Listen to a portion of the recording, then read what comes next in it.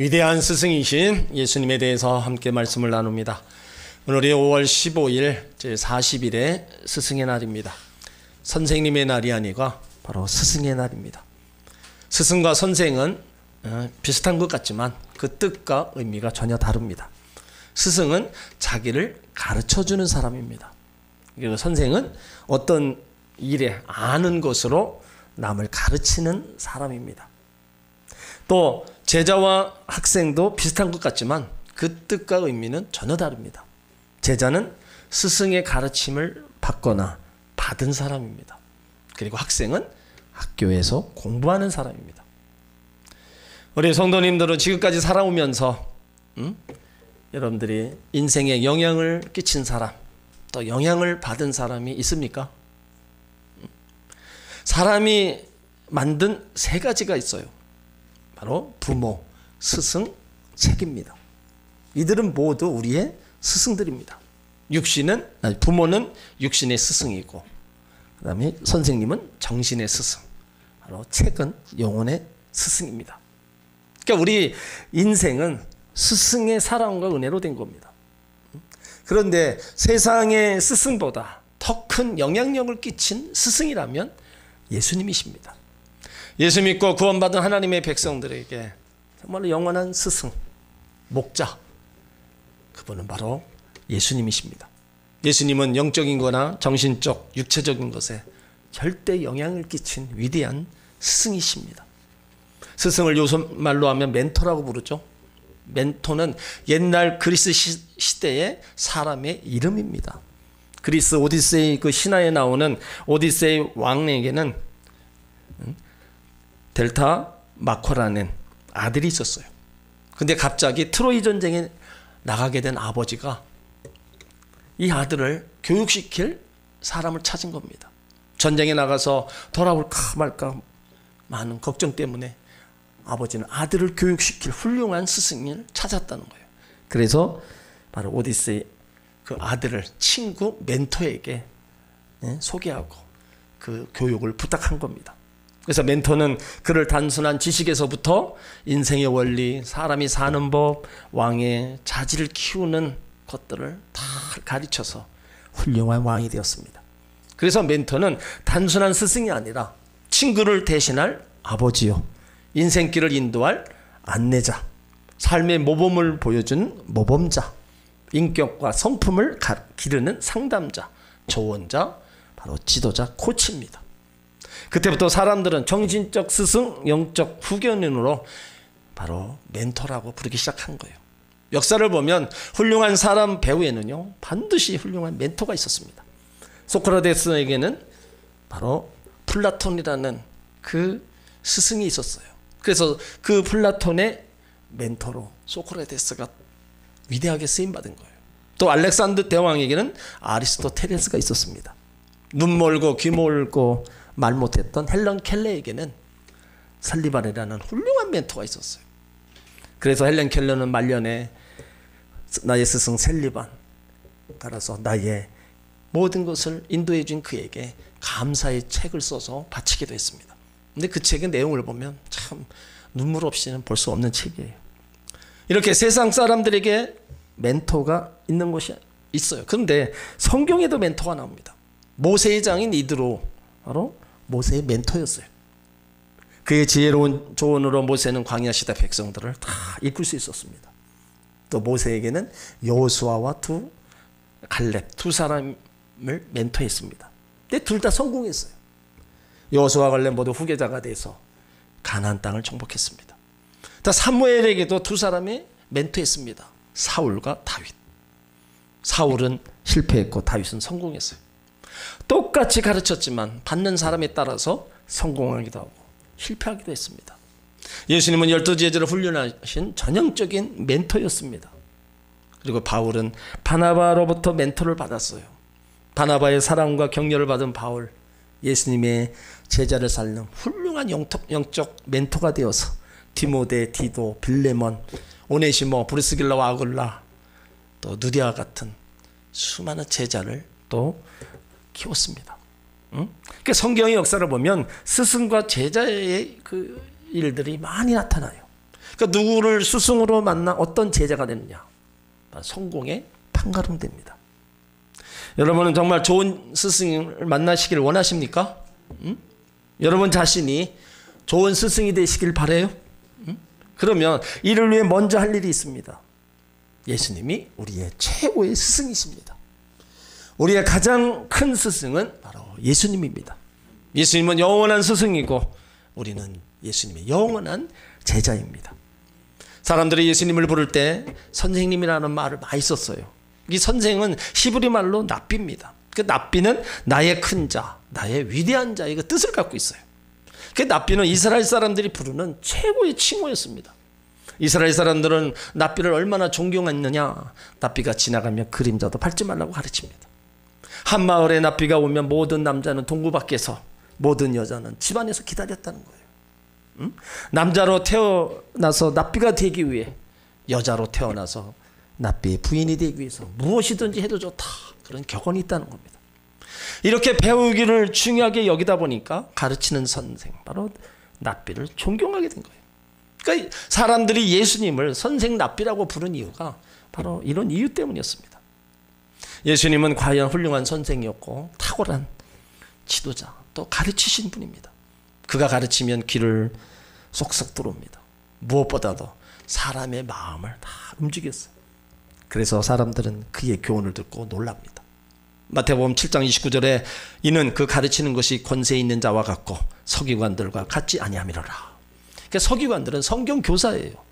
서기관들은 지식으로 가르쳤고 예수님은 지혜로 가르쳤습니다. 서기관들은 권위로 가르쳤고 예수님은 권세로 가르쳤어요. 이 권위와 권세는 다른 겁니다. 권위는 땅에서 나오고 권세는 하늘에서 나옵니다.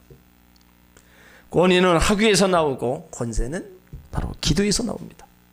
권위는 인간의 제도에서 나오고 권세는 하나님의 능력에서 나오는 거예요.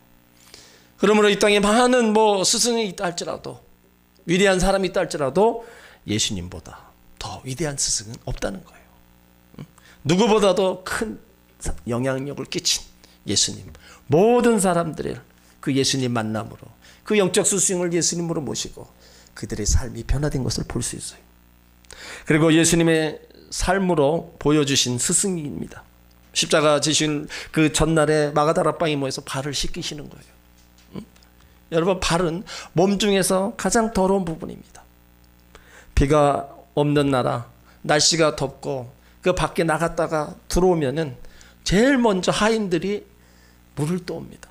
그 물을 떠다가 주인의 발을 씻겨주는 거예요. 탕자가 집을 나갔을 때 돌아옵니다. 그때 아버지가 첫 번째 한 거는 그 아들의 발을 씻기고 신발을 갈아 신긴 거예요. 그 더러운 발을 예수님이 친히 무릎을 꿇고 씻기신 겁니다. 요한복음 13장 4절로 5절에 보면 저녁 잡수시던 자리에서 일어나 겉옷을 벗고 수건을 가져다가 허리에 두르시고 이에 대하여 물을 담아 제자들의 발을 씻기시고 그 두르신 수건으로 씻기를 시작했다. 스승이신 예수님이 제자의 발을 씻길 만큼 낮은 자리에서 섬김을 보여주셨습니다. 어떻게 살아가는 것이 정말 남에게 유익을 줄 수 있는 것이냐 가르쳐 주시는 거예요. 삶의 방법을 가르쳐 주셨고요, 존경받는 방법을 가르쳐 주셨고 사랑받는 방법을 다 가르쳐 주셨습니다. 그러니까 그 말씀에 다 보면 우리가 인생을 어떻게 살아가야 되느냐, 무슨 목적을 가지고 살아가느냐, 그 말씀이 다 성경 속에 기록되어 있어요. 예수님이 제자의 발을 씻기시면서 또 무엇을 씻기셨을까요? 그들의 실수를, 그들의 부끄러움을, 그들의 연약함도 다 씻어주시고 마지막에는 죄까지 씻어주셨습니다. 성질 급한 베드로의 발을 다 씻겨주셨고 자기를 파는 가룟 유다의 발도 다 씻기셨어요. 요한복음 13장 8절에 보면 베드로는 예수님이 자기 발을 씻는다니까 안 된다고 외칩니다. 그때 예수님은 내가 너를 씻기지 않으면 너와 나는 상관이 없다. 그 정도로다가 제자들을 사랑하시면서 그 섬김의 모습을 보이셨습니다. 서기관은요 가르치기 위해 제자를 불렀지만 예수님은 씻기기 위해 제자를 불렀습니다. 서기관들은 성경을 가르치기 위해 제자를 불렀지만 예수님은요 죄를 씻기 위해서 제자들을 불렀다는 거예요. 그러니까 교육은요 씻기는 겁니다. 실수 많고 허물 많은 사람들을 불러다 시키는 거예요. 실수 없고 깨끗한 사람 교육할 필요 없습니다. 그래서 교육은 속에 없는 것을 집어넣는 것이 아니라 속에 있는 것을 밖으로 끄집어내는 거예요. 이것이 예수님 교육입니다. 그래서 예수님의 그 교육 몸으로 말로 다 가르쳤습니다. 마지막에 십자가에서도 가르쳤습니다. 자기를 죽여 남을 살린 십자가, 여러분 최고의 교육입니다. 그래서 예수님 최고의 스승이라. 그 예수님의 가르침을 제대로 받고 실패한 사람도 없고요. 그 예수님 가르침 제대로 받고 모두가 다 성공하고 바로 예수님의 그 명령을 수행해 나갔습니다. 그러니까 하나님의 자녀들이 예수님 닮는 거는요, 필히 우리가 해야 될 일이라는 거예요.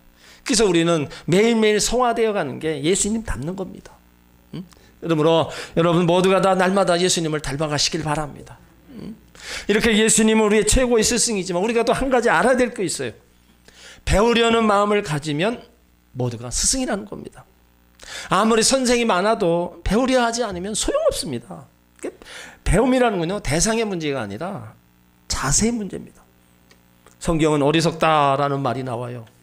이 말은 공부를 안 한 사람을 가리키는 말이 아니라 배우기를 싫어하는 마음이 굳어진 사람을 말합니다. 잠언 26장 11절에 개가 그 토한 것을 도로먹는 것 같이 미련한 자는 그 미련한 것을 계속하느니라. 여기 미련한 자가 바로 어리석은 사람입니다. 도무지 배우려고 하지 않고 개가 토한 것을 먹는 것처럼 예나 지금이나 변함없이 살아가는 거예요. 시편 1편에도 복 있는 자는 오만한 자의 자리에 앉지 않는다 그랬어요. 이 오만한 자가 바로 어리석은 자입니다. 그러니까 배우려고 하지도 않고 남의 말에 귀를 막고 앉아있는 겁니다.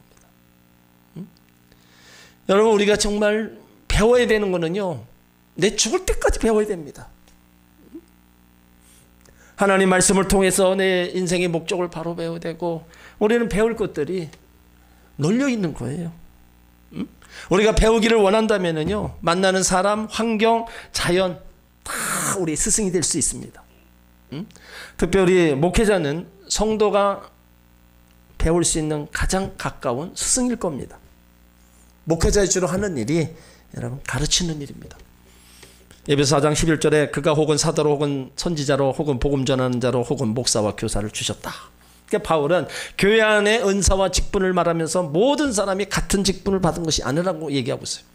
또 모든 직분이 우열의 차례가 있는 것이 아니라고 얘기합니다. 그러면서 마지막에 목사와 교사를 말해요. 근데 여기 참 재밌는 게 있어요. 지금까지 바울이 콤마를 썼습니다. 사도 콤마, 선지자 콤마, 복음 전하는 자 콤마. 그런데 목사 다음에 교사 중간에 콤마가 없어요. 이것은 뭘 얘기하느냐? 목사와 교사는 서로 다른 기능이 아니라는 거예요. 같다는 겁니다. 목사와 교사는 기능은 가르치는 자라는 겁니다. 하나님을 가르치고 성경을 가르치고 사는 법을 가르치는 자라는 거예요. 그래서 여러분은 목회자에게 배우셔야 됩니다. 목회자의 말은 단순한 설교로 듣지 말고 하나님의 음성으로 들어야 됩니다. 그래야 살아나는 거예요. 목회자의 말을 자의적으로 또 선택해서 안 됩니다. 은혜가 되면 아멘이고 은혜가 안 되면 노멘. 이건 결코 안 되는 겁니다. 디모데후서 3장 16절에 나오는 것 같이 교훈과 책망과 바르게 함과 의로 교육하라는 말씀이 다 필요하다는 거예요. 그러니까 우리는 교훈의 말씀을 좋아하는데 책망의 말씀을 싫어합니다. 그래서 책망을 치는 설교라고 생각해요. 여러분 그것이 내 마음에 부딪혀 왔다? 그러면은 그것이 내가 잘못 행하고 있다면 고치면 됩니다. 그것이 내가 잘하고 있다면 더 잘하면 되는 거예요. 그걸 쳤다고 느꼈다면 내가 확실히 받은 말씀이고 하나님이 나에게 주신 말씀으로 받아들여야 된다는 거예요. 그러면 그것이 내 것이 되는 거예요. 쳤다고 내 귀에 들려온다. 그것으로 인해서 시험 들고 그것으로 인해서 내가 신앙생활에 걸림돌이 되고 장애물이 된다. 결국에는 나에게 손해일 뿐이에요. 하나님 말씀은요 항상 교훈할 때도 있고 책망할 때도 있습니다. 그것을 내가 내 상황에 맞게 받아들이면 되는 겁니다. 그러면 그것이 나에게 역사하는 말씀에 대해서 새롭게 변화가 나타나는 거예요. 누턴은요, 천둥 소리, 벼락 소리를 듣고 수도원에 달려 들어갔대요. 베드로는 다구는 소리를 듣고 회개했습니다. 마찬가지로 목자의 소리를 마음을 열고 들으면 하나님의 음성이 되는 겁니다. 모든 말씀에 아멘해야 목회자는 성도의 스승이 되고 성도는 예수님의 제자가 되는 겁니다. 또 강단으로만 말씀을 들어서는 스승이 아닙니다. 삶에서 일어나는 모든 문제에 대해서 목회자의 조언과 상담을 받을 수 있어야 돼요. 그래서 스승이 권면해도 그거를 감사함으로 받아야 됩니다. 그러니까 목회자는 영적 아비고 스승이라는 거예요. 특별히 교회 직분자, 평신도 지도자들은요, 담임 목사를 영적 스승으로 여겨야 됩니다. 영적 스승으로 여겨야 내 믿음이 자라고 신앙생활을 잘 해나갈 수가 있는 거예요. 갈라디아서 6장 6절에 가르침을 받는 자는 말씀을 가르치는 자와 좋은 것을 함께 하라고 했어요. 목회자를 무시하고 우습게 여기고 비방하면 여러분 내 신앙생활에 은혜가 없습니다. 그리고 결국에는 하나님의 책망을 받는 거예요. 성도의 스승, 우리 영원한 예수님 목자, 바로 또 목회자가 바로 스승으로 삼고 우리가 달려가야 된다는 거예요. 그러면 목회자는 누구를 스승으로 모셔요? 바로 성도님들입니다. 성도들이 목회자를 스승으로 여길 때 목회자는 성도들을 스승으로 여기는 거예요. 성도들이 목회자의 말씀을 듣고 그 말씀을 통해 목회자는 성도들의 삶을 보고 그것을 통해 배웁니다. 그래서 모든 성도는 목회자의 스승입니다. 성전에 나와 기도하는 성도, 목회자가 가장 존경하는 스승입니다. 말 없이 봉사하고 헌신하며 성도들, 목회자는 늘 사랑하고 존경합니다. 그러니까 목회자보다 성도들이 더 큰 스승입니다. 왜요? 목회자는 주로 말리하지만 성도들은 삶으로 보이기 때문에. 그래서 하나님은 그런 성도에게 은혜와 복을 주시고 하는 일이 잘 되고 형통하게 만들어 주시는 겁니다. 그러니까 성도들이 기뻐하고 성도들이 잘 하면은요, 잘 되면 그것이 목회자의 보람이라는 거예요. 여러분들이 일이 안 되고 아프고 여러분들이 고난 속에 있으면 그건 또한 목회자의 아픔입니다. 그러니까 그게 왜 그렇게 돼요? 성도의 스승은 목회자, 목회자의 스승은 성도이기 때문에 그것이 하나가 되어서 서로 보람을 얻고 때론 서로 아파하는 거예요. 그리고 자녀는 부모의 스승이라는 겁니다. 자녀가 문제아도 온수덩어리도 아닙니다. 잘하면 잘한 대로 스승이고 못하면 못한 대로 스승이라는 거예요. 이런 이야기가 있어요. 유대인인 랍비가 멀리 출장을 갔다가 몇 달이 돼서 돌아오는데 그 사이 아들이 죽습니다. 남편이 오자 아내가 얘기합니다. 여보, 왕이 우리에게 보물 2개를 맡겼다가 하나가 때가 되어 돌려달라고 하면 어떻게 하겠습니까? 어떻게 하긴 당연히 돌려줘야 되지 않냐. 아내는 남편을 죽은 아들에게 데려갑니다. 오늘 아침 왕이 2 보물을 가져갔습니다. 죽은 2 아들을 보고 랍비가 통곡하며 기도해요. 하나님, 이들은 내 아들이었습니다. 후에는 친구가 되었고 바로 마지막엔 스승이었습니다. 왕이신 하나님이 내 스승들을 데려가셨습니다. 여러분, 자녀만한 스승은 없습니다. 자녀는요, 부모에게 위로와 축복의 스승입니다. 때로는 경고와 회개의 스승입니다. 자녀를 스승으로 여기는 부모는요, 자녀를 존경하고 아름답게 키우는 거예요. 자녀를 통해서도 우리가 얻는 거 엄청 많습니다. 이렇게 자녀가 스승이라면 세상 사람들은 우리에게 얼마나 큰 스승이냐 이거죠. 우리가 만나는 자연, 그것도 바로 우리의 스승이 될 수가 있는 거예요. 영국의 복음주의 신학자 존 스타트는 우리들의 선생님이라는 책에서 이렇게 얘기합니다. 존 스타트는 하늘을 나는 평범한 작은 새들을 통해서 하나님을 배웠다는 거예요. 까마귀는 믿음을 가르쳐준 선생이라는 거예요. 까마귀를 통해 새 한 마리를 먹이시고 입히시는 하나님에 대한 믿음을 갖게 했기 때문입니다. 그리고 황새는 회개를 가르쳐주는 선생이라는 거예요. 이스라엘 황새가 저 멀리 아프리카까지 날아갔다가 때가 되면 돌아온다는 거예요. 그러니까 반드시 돌아오는 황새를 통해 하나님께 돌아오는 회개를 배웁니다. 그리고 참새는 하나님 앞에 있는 나의 가치, 자존감을 알게 해주고, 독수리는 하늘을 나는 영적 자유함을 얻게 되고, 종달새는 하나님 안에서 노래하는 기쁨의 삶을 배우게 된다. 그래서 모든 새는 스승이다. 새 한 마리가 이렇게 스승이라면 세상과 자연은 얼마나 스승이 많냐 이거예요. 자연은 하나님이 입으신 옷이고요. 역사는 하나님이 사시는 집이고 사람은 거기 함께 사는 하나님의 가족이라는 거예요. 그러므로 누구나 마음문 열고 배우면요. 자연을 통해서 역사를 통해서 사람을 통해서 하나님을 배울 수 있습니다. 이제 예수님은 우리에게 스승이 되라고 말씀하세요. 제자의 발을 다 씻기신 후에 자리에 일어나시면서 말씀하십니다.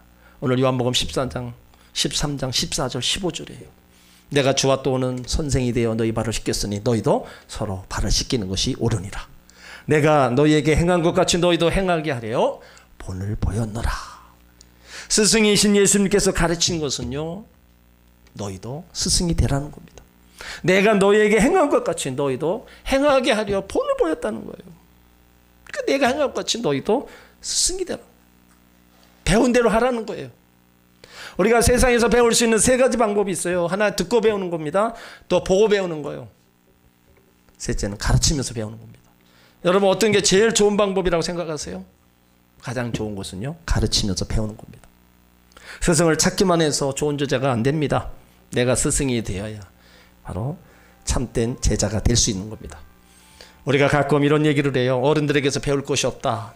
또 교회에서 요즘 교회 다니는 사람을 통해서 배울 것이 없다. 여러분 정말 배울 것이 없습니까? 그러면 이제부터 당신이 가르치시면 됩니다. 교회에서 정말 배울 사람이 없다면 이제부터 당신이 스승이 되시면 돼요. 내가 배워서 가르치는 스승이 되면 돼요. 세상을 편도만 해서는 세상이 달라지지 않는 겁니다. 나 한 사람이 세상을 바꾸지 못한다 하더라도 내가 한 것만큼은 바뀌어지는 거예요. 교회를 한 번에 바꾸지 못해도 내가 한 것만큼은 바뀌어질 수 있습니다. 나도 예수님처럼 교회 안에서 스승이 되고 누군가가 나 때문에 회복되고 살아나고 다시 출발할 수 있다는 거예요. 그러니까 가르치지 않고 배우기만 하면 배울 수 없는 거예요. 그러니까 예수님을 배우는 거 가장 좋은 방법. 예수님처럼 되는 겁니다. 스승이신 예수님처럼 되고 그 예수님을 닮고 나도 그런 일들을 행하며 사랑하는 거예요. 예수님은 나를 본받으라고 말씀하셨어요. 그리고 사도 바울도 2번이나 나를 본받으라 말씀하셨습니다. 우리가 믿음으로 하나님 말씀을 따라 살면요, 제자들에게, 자녀들에게, 후배들에게 나를 본받으라고 당당히 말할 수 있는 겁니다. 본이 된다는 것은 훌륭한 인격과 삶을 전수하는 겁니다. 제자의 전인격 성장을 위해서 본을 보임으로 최선을 다하는 거예요. 지식과 경험만 전달하는 게 아닙니다. 삶을 통해 마음의 인격을 보여주고 더불어 지식과 경험을 가르치는 거예요. 그러니까 결국 좋은 스승이란 지식만 가르쳐주는 스승이 아닙니다. 인격과 삶을 보여주고 삶의 방향과 방법을 가르쳐주고 인생이 무엇인가를 가르쳐주는 사람입니다. 나를 위해 제자를 이용하는 것이 아니라 제자를 위해 자신을 헌신하는 사람이 참 좋은 스승이고 참 좋은 스승이에요. 그래서 좋은 스승을 만나면 우리 인격과 삶이, 인생이 달라지는 겁니다. 일본 사람 후미오라는 사람이 성공하려면 인생의 스승을 찾아라는 글이 있어요. 그 글에 보면 만약 지금 여러분에게 인생 목적이 없다면 아마 10년 후냐 20년 후에도 여전히 인생의 목적은 없을 것이다. 현재 하고 싶은 일을 찾지 못하는 20대는 40대 50대가 되어도 현재와 마찬가지로 여전히 하고 싶은 일을 찾지 못한 채 살아간다는 겁니다. 그러니까 인생의 목적은 꼭 20대뿐만 아니라 30대 40대 50대도 똑같다는 겁니다. 그가 얘기하는 거는 지금 여러분이 기대하듯 하고 싶은 일이 어느 날 갑자기 생기는 경우는 우리 인생에서 거의 없다는 거예요. 우리 인생의 목적을 발견하거나 인생이 살만한 가치를 느끼고 있다면 또 삶 전체가 내 몸을 온전히 투신할 수 있다는 것은 그런 일이 생긴다는 거 결코 쉽게 일어나지 않는다는 거예요. 그러니까 이 얘기는 20대에 안 일어나면 30대, 40대 안 일어난다는 거예요. 그리고 30대에 안 일어나면 40, 50대 돼도 안 일어난다는 겁니다. 그러니까 신앙을 가진 사람도 아니에요. 세상 지혜를 가진 자뿐입니다. 그러면서 그가 이렇게 충고해요. 근데 예외의 법칙이 있다는 거예요. 그것은 사람을 만나는 복이다. 누군가 인생의 스승을 만나게 될 때 변화가 생긴다. 그래서 스승을 찾아 나서라는 거예요. 우리가 좋은 선생님 만나는 거, 존경하는 스승을 모시는 거, 귀한 제자를 만나는 거, 신뢰할 만한 제자가 생기는 거 축복입니다. 하지만 이것보다 더 복은요, 예수님 만나는 겁니다. 예수님 만나서 예수님을 영적 스승으로 모시고 제자가 되는 겁니다. 예수님의 가르침대로 우리가 따라 살아가면요, 우리 인생의 목적이 달라지잖아요. 자존감이 생기고 평생 이렇게 살아야 되겠다는 결심이 생기고 목표를 향해서 더 열심히 일하고 싶은 마음이 듭니다. 그러니까 누구를 만나느냐에 따라서 내 인생이 가는 길이 달라진다는 거예요. 하물며 세상에서 만나는 잘 만나면 그것도 복이라고 얘기하는데, 우리가 영원한 생명이 되시는 예수님을 제대로 만난다면 그것이 얼마나 복이 됩니까? 그런 예수님을 모시고 살아가는 저 여러분이라면 우리는 그 예수님의 가르침, 그것을 제대로 믿고 우리가 잘 따라가야 돼요. 스승은 항상 제자에게 바른 것을 원해요. 또 그렇게 살아가기를 원하고 또 좋은 제자가 되기를 원하는 거예요. 그래서 스승과 함께하는 제자, 스승을 존경하며 따르는 그런 제자, 얼마나 아름답습니까? 그것은 아마 스승이 보았을 때 큰 기쁨과 보람일 겁니다. 우리는 영원한 스승 예수님을 스승 삼고 지금 가고 있어요.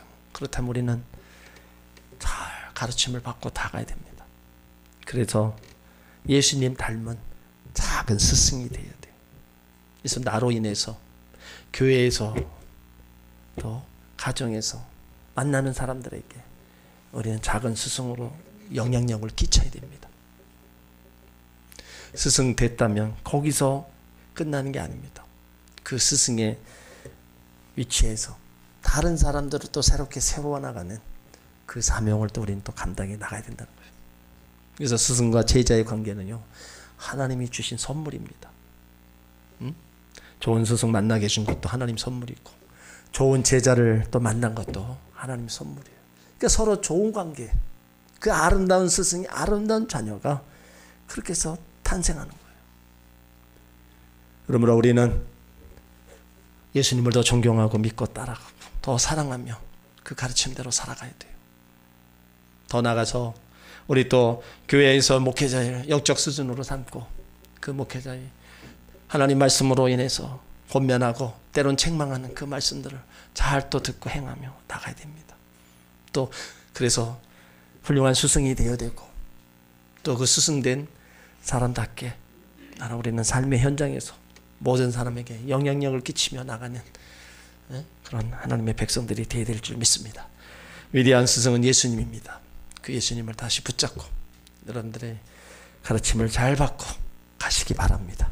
그러면 위대한 스승 되신 예수님은 여러분들을 실만한 물과 푸른 초장으로 인도할 줄 믿습니다.